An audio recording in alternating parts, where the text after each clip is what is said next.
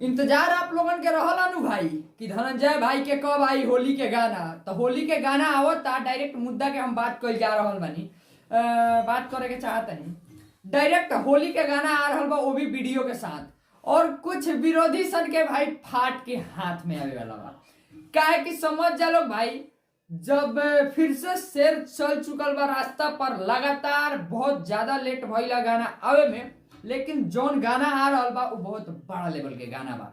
तो समझ सकतानी कि उ ऐसन स्टार बाड़न जेकर नाम सुनला से कुछ लोग के दिल कांप जाला।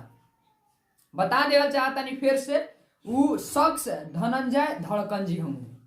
तो आई आप लोगन से हम बात बतावल चाहतानी कुछ कि बहुत दिन से भाई लोग गुस्सा में करत रहलो धनंजय भाई के फैंस की आखिर कब आई धनंजय धड़कन जी के गाना।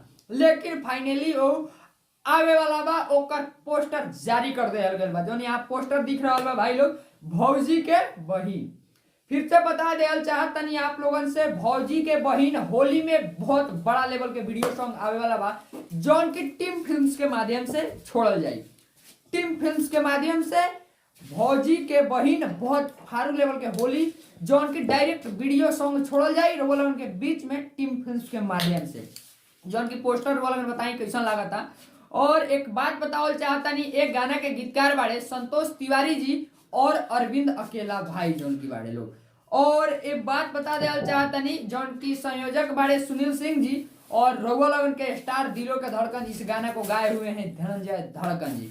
तो हम चाहब कि जितना भी भाई देखा तारे, इंतजार के घड़ी खत्म हो गई, एकरा के आग नियन फैला दी लोग वीडियो के, कि कुछ धनंजय धड़कन जी से जले वाला लोग के पता चल सके कि फिर से शेर के एंट्री हो चुकल बा। बैक टू बैक लगातार वीडियो सॉन्ग छूटी और इंडस्ट्री में कुछ लोग के दिमाग भी हिली। तैयार रही जा भौजी के बहन जो उनके सॉन्ग के सुनेला।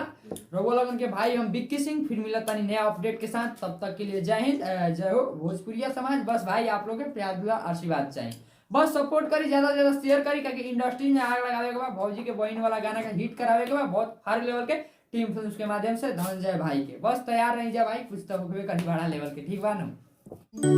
भोजपुरी की खबरें जानने के लिए सब्सक्राइब कर लीजिए VS रिकॉर्ड।